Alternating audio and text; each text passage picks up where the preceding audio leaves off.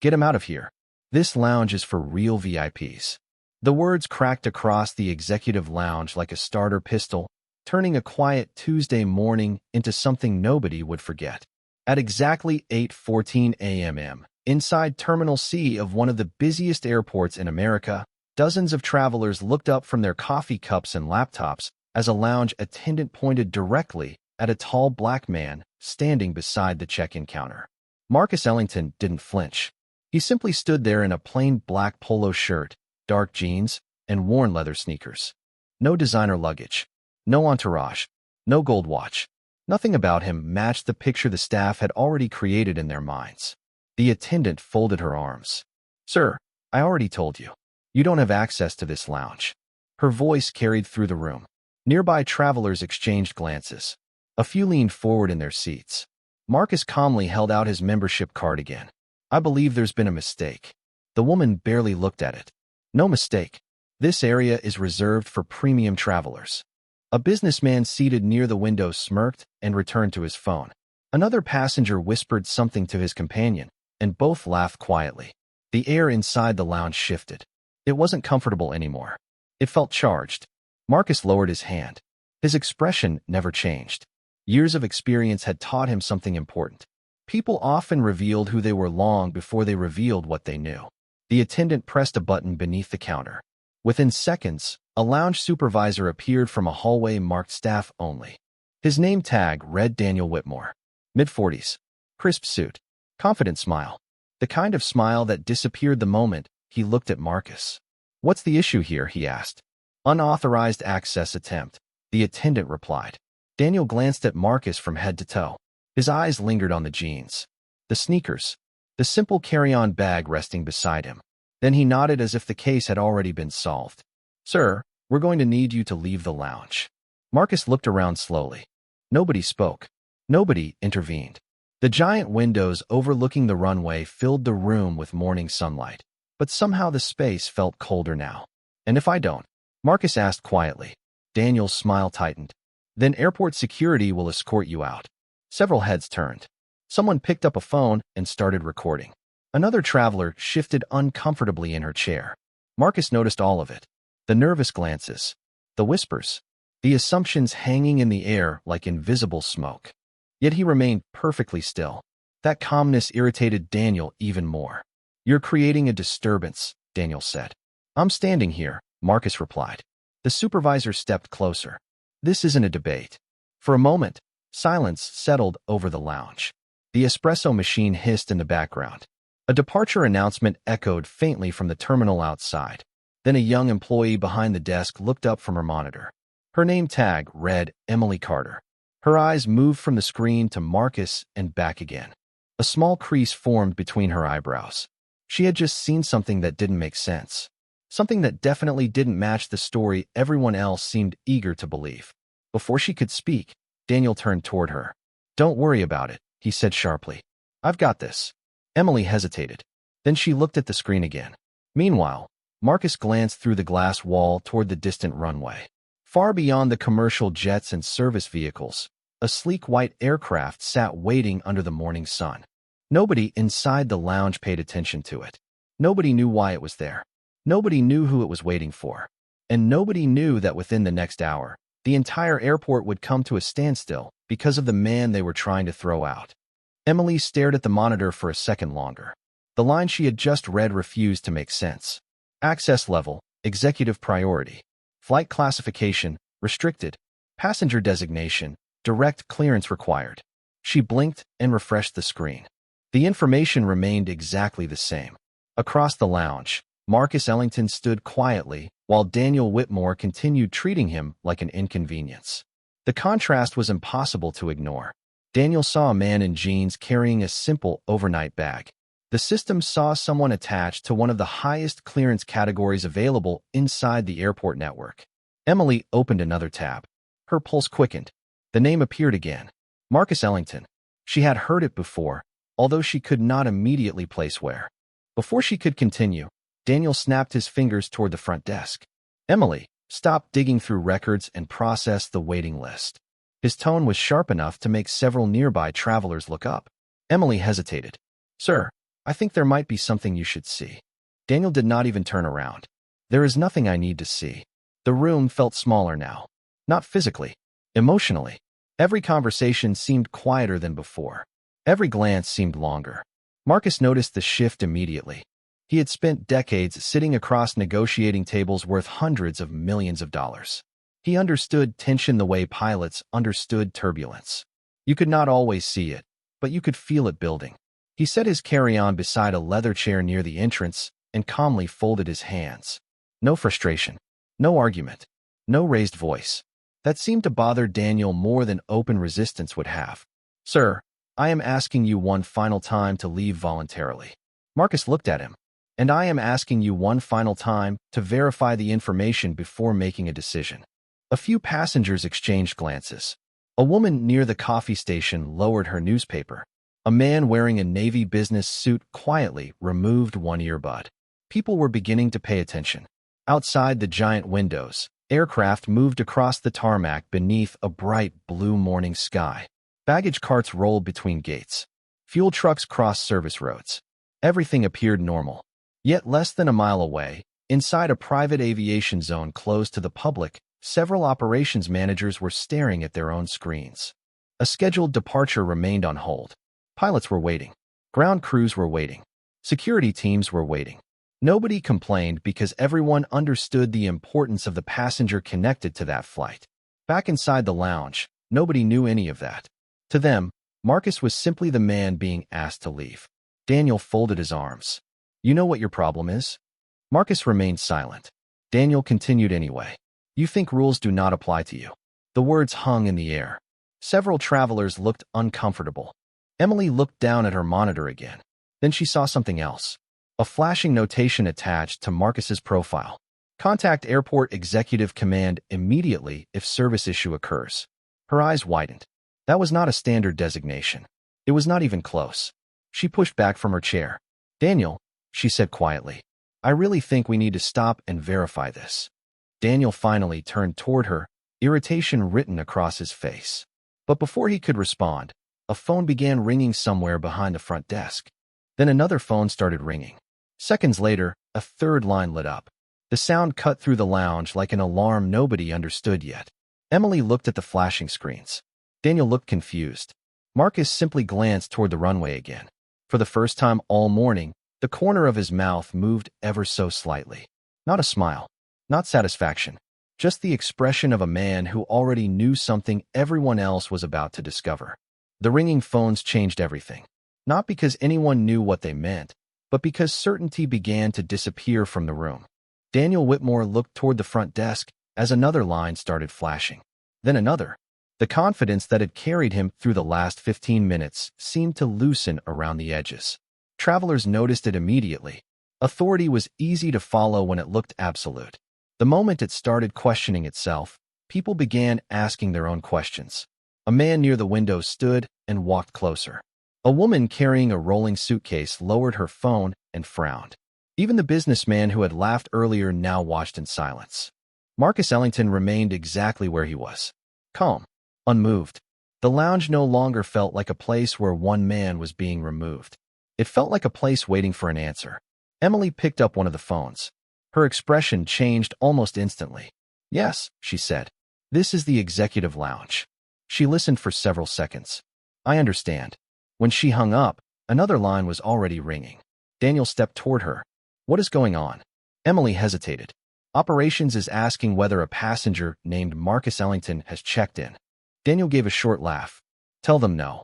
Emily did not move. They sounded concerned. Before Daniel could respond, a voice came from across the room. Maybe because they know something you do not. The speaker was a middle-aged traveler in a tailored gray suit. He had been watching quietly from the beginning. Daniel turned toward him. Sir, this does not involve you. The traveler shrugged. It involved all of us the moment you started treating someone like a problem before verifying who they were. Several people nodded. The atmosphere shifted again. Not dramatically, just enough. The crowd was no longer united behind the lounge staff. It was dividing. Some still believed Marcus was trying to gain access where he did not belong. Others were beginning to wonder whether the mistake belonged to someone else entirely. Another phone rang. Emily answered immediately. This time her eyes widened. Yes, she said carefully. He is here. Silence followed. Then she listened and listened. When the call ended, she looked directly at Daniel.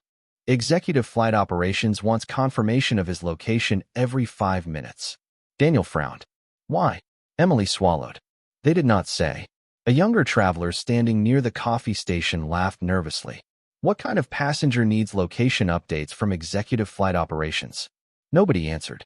Through the massive glass windows, aircraft continued moving across the airfield.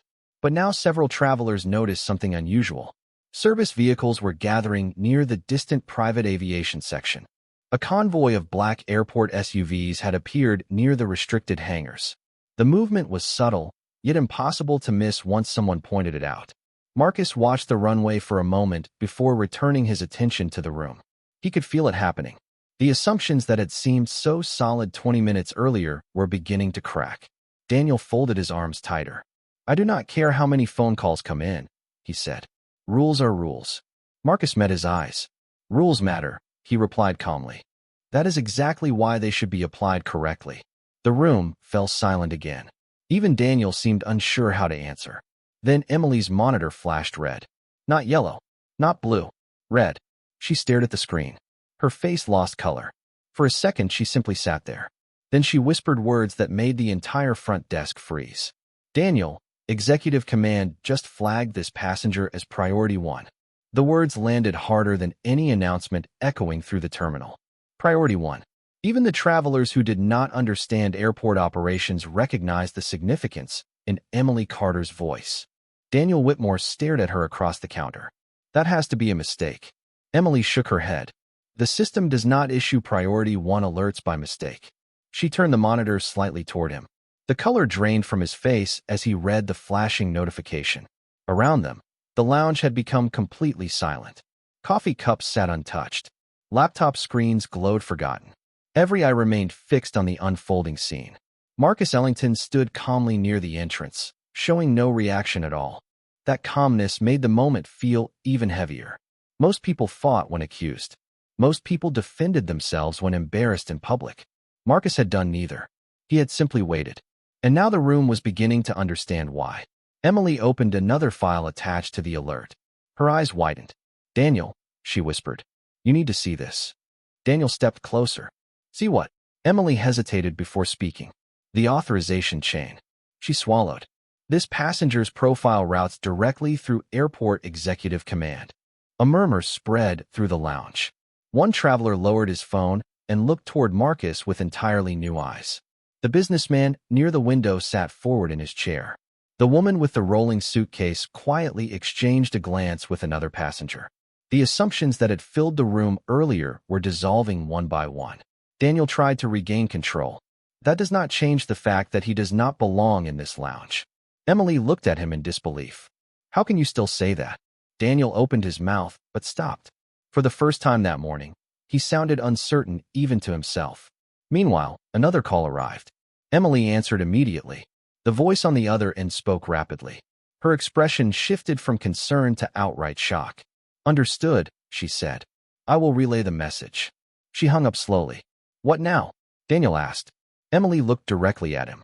Executive Command wants assurance that Mr. Ellington is being accommodated appropriately. The room seemed to inhale all at once. Mr. Ellington, not the passenger, not the individual, not the subject of a complaint. Mr. Ellington. The language alone carried weight. Marcus remained silent. Through the massive windows, the morning sun reflected off distant aircraft. Yet something unusual was happening beyond the runway. More airport vehicles were moving toward the private aviation sector. Security supervisors appeared near service roads. Operations personnel hurried between buildings carrying tablets and radios. Travelers began noticing the activity. What is going on out there? Someone asked. Nobody had an answer. Emily did. Or at least she was beginning to. She opened another record attached to the alert. A photograph appeared. Then another. Then several more. Corporate events. Aviation conferences. Industry publications. Recognition ceremonies. Her heart nearly stopped. She knew exactly who Marcus Ellington was now. She had seen his face before in business magazines displayed throughout the airport bookstore. She had simply never expected to see him standing quietly in front of her wearing a simple black polo shirt. Emily looked up from the screen. "Oh my God," Daniel frowned. "What?" Emily met his eyes. "You really do not know who he is, do you?" Across the lounge, Marcus glanced briefly toward her. Not as a warning, not as a threat, more like the acknowledgement of someone who understood that the truth had finally reached the right person. And for the first time all morning, Emily realized she was no longer watching a customer being questioned. She was watching a room discover just how badly it had misjudged the man standing in front of them. The realization hit Emily Carter all at once. She had spent months processing names that passed through the airport every day: executives, athletes, public figures, investors. Marcus Ellington belonged to an entirely different category. His company operated one of the largest private aviation networks in the country. Industry articles described him as a man whose decisions influenced airports, suppliers, maintenance providers, and charter operations across multiple states. Yet none of that was visible from the black polo shirt he wore or the carry-on resting beside his chair. Daniel Whitmore still seemed unwilling to accept what was happening. "I do not care what magazine articles say," he insisted. "Access rules still apply." But the words sounded weaker now. Even he could hear it. The lounge was no longer on his side. Travelers who had watched quietly were beginning to speak. "Why was his information never verified?" one woman asked. "Why was everyone so quick to assume?" asked another traveler. A businessman near the window slowly shook his head. "Because they already decided who he was before they checked." The comment lingered in the air. Marcus said nothing. He had heard versions of that story his entire life. At 19 years old, he remembered standing inside another airport nearly 3 decades earlier. He had been a college student carrying a borrowed suitcase and a discounted ticket home. A gate agent had questioned whether he was in the correct boarding line. Others had walked past without being stopped. He still remembered the feeling. Not anger, not humiliation, something quieter. The realization that some people saw a person and a possibility, while others saw a stereotype and a conclusion. That memory never truly disappeared. It became fuel. Fuel for the first company he built. Fuel for the second. Fuel for every boardroom where he was underestimated before he spoke. Back in the present, another notification appeared on Emily's screen. Then another. Then another. Executive Command. Operations Management. Private Aviation Coordination. Every message referenced the same passenger. Every message carried increasing urgency. Emily looked at Marcus and finally understood the scale of the situation. This was not about a delayed traveler. This was not about lounge access. Entire operational teams were actively tracking his status. Through the windows, movement outside intensified. Additional airport vehicles entered the private aviation zone. Supervisors carrying radios crossed the tarmac at a brisk pace. Travelers noticed it too. Phones came out. Questions spread from table to table. "What is happening out there?" someone whispered. Then a new voice answered. Not from the crowd. From a radio clipped to the front desk. The transmission crackled through the speaker. "Executive Lounge. Confirm status immediately. Priority passenger remains unaccounted for in the departure sequence." Silence followed. Every person in the room heard it. Every person understood who they meant. Daniel's face tightened. Emily slowly looked up from the monitor. Marcus remained calm, but the room around him was changing. People were no longer questioning whether he belonged there. They were beginning to question how anyone had failed to recognize him in the first place. And somewhere beyond the glass, across the restricted airfield, a chain of events had already begun moving into motion, events that would soon affect far more than a single lounge inside Terminal C. The change began with a single text message. Marcus Ellington reached into his pocket, unlocked his phone, and typed 6 words. Then he pressed send. Nothing about the action appeared dramatic. No speech. No warning. No confrontation. Yet less than 30 seconds later, the airport around them started behaving differently. Emily's monitor flashed again. New notifications poured into the system faster than she could read them. Executive Command. Operations Control. Aviation Logistics. Ground Coordination. One after another. The messages stacked across the screen like falling dominoes. "What is happening?" whispered a traveler near the coffee station. Nobody answered. Outside the giant windows, activity accelerated. Airport SUVs crossed service roads at unusual speeds. Supervisors carrying radios appeared near restricted access doors. Two operations managers entered a vehicle and headed toward the private aviation sector. Even passengers with no knowledge of airport procedures could tell something significant was unfolding. Daniel Whitmore stared through the glass. This does not make any sense. Emily barely heard him. Her attention remained fixed on the screen. A new alert had appeared. Then another. Then a third. She clicked one open. Her eyes widened immediately. "Daniel," she said quietly, "you need to see this." He walked over. The message originated from Executive Operations. Status update. Departure sequence suspended pending priority passenger confirmation. Daniel frowned. Suspended. Emily nodded. Before either could speak again, another message arrived. Then another. Multiple departments were requesting immediate verification of Marcus Ellington's status and location. The requests carried escalating priority levels. Travelers began noticing the tension behind the front desk. Conversations faded. People stopped pretending to work on laptops. Phones remained lowered. Everyone watched.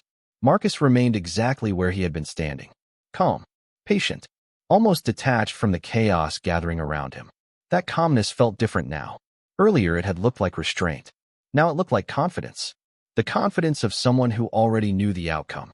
Across the airfield, vehicles continued converging near the private aviation terminal. Fuel crews paused assignments.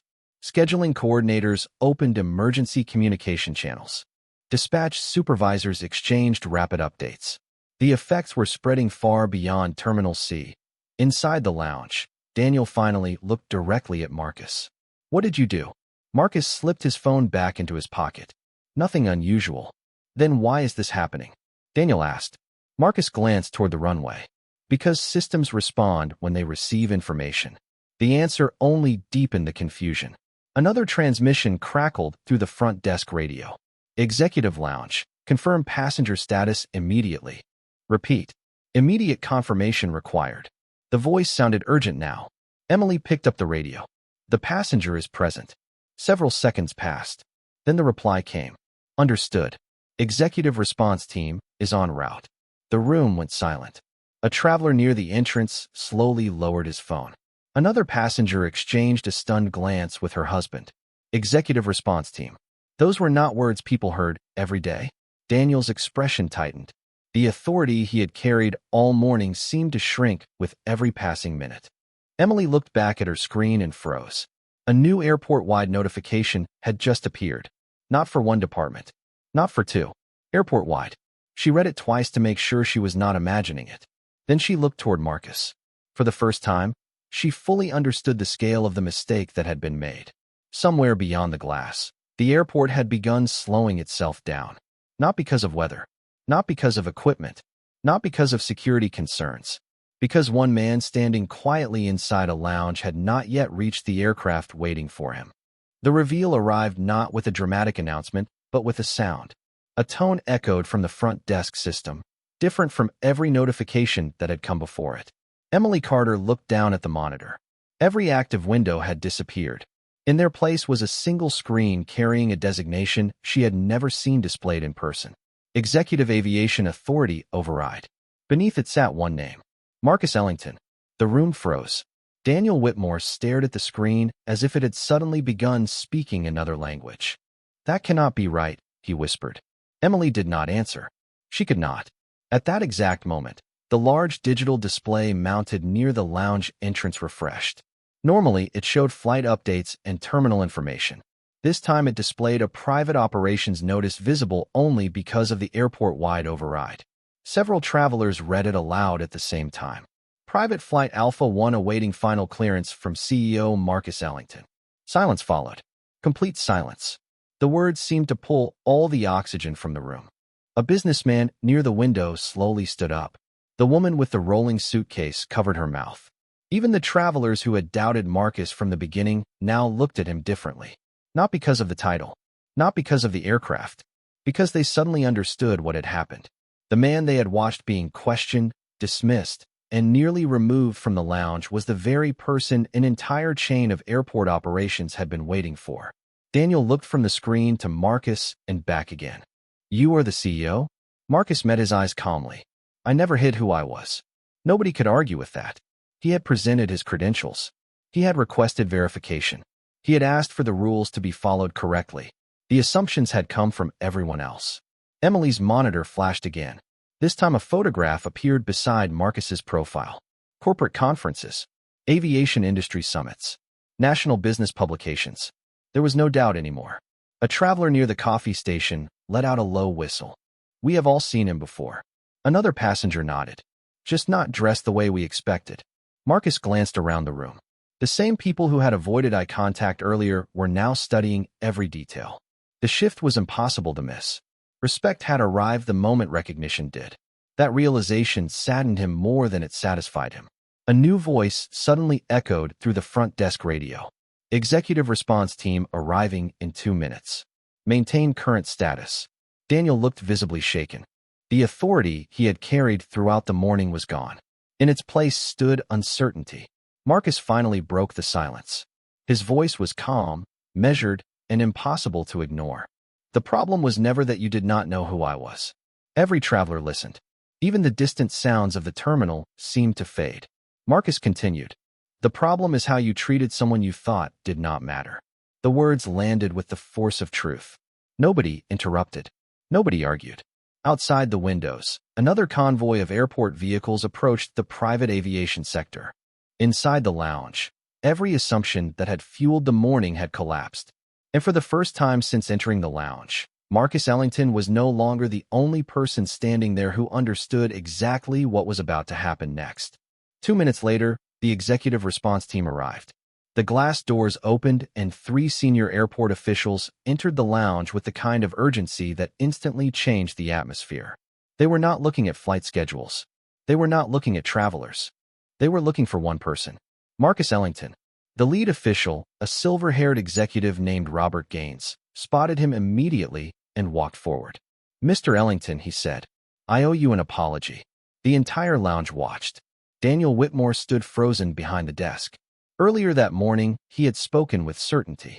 Now he looked like a man realizing that every assumption he had made was being replayed in front of witnesses. Robert turned toward the front desk. I need a full report of everything that happened here. Nobody answered. Emily Carter did not need to. The system already had.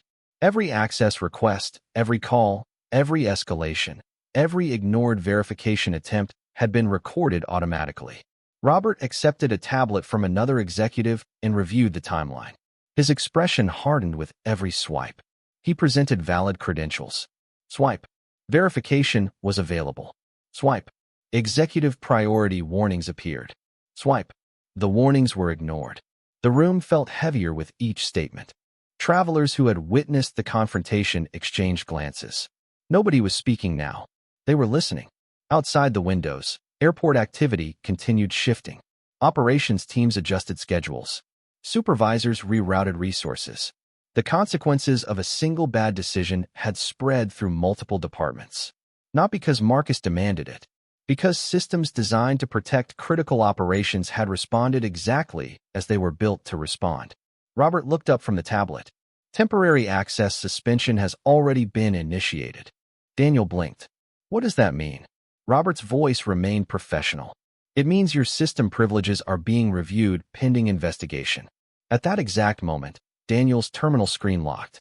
A red notice appeared across the display. The sight drew a collective gasp from several travelers. Another supervisor checked the access panel beside the desk. His credentials had also been restricted pending review. No shouting. No drama. Just procedures activating one after another. Marcus watched quietly. He took no pleasure in it. The scene reminded him of something he had learned years ago. Systems can be powerful tools for fairness, but only when people choose to use them correctly. Emily stood silently behind the counter. She had been the only person willing to question what she was seeing. Robert noticed. You are Emily Carter? She nodded. Your actions were noted in the incident log. For the first time all morning, Emily looked relieved. Travelers began speaking among themselves. Some shook their heads. Others looked embarrassed for having reached conclusions so quickly. The businessman who had laughed earlier walked toward Marcus. I owe you an apology too, he said quietly. Marcus nodded once. Nothing more was needed. Through the glass, the white aircraft still waited on the distant ramp beneath the morning sun. But inside the lounge, something else had changed. The power dynamic that had seemed unquestionable an hour earlier had completely collapsed. The people who believed authority belonged to them simply because they held a position had discovered a difficult truth. Authority without judgment is fragile. Respect without fairness is temporary. And assumptions, once exposed to facts, rarely survive for long. The tension that had dominated the lounge for more than an hour slowly dissolved into something quieter. Reflection. Travelers returned to their seats, but nobody returned to what they had been doing before. Laptops remained open and forgotten. Coffee sat untouched. The morning had become a lesson none of them expected to witness. Robert Gaines approached Marcus one final time. "Transportation is ready whenever you are, sir." Marcus nodded politely and picked up his carry-on. The simple bag seemed almost symbolic now. It was the same bag people had silently judged. The same bag that had convinced some he did not belong. Yet it had carried him through boardrooms, airports, and business deals across the country without needing to prove anything to anyone. As Marcus walked toward the exit, several travelers stepped aside.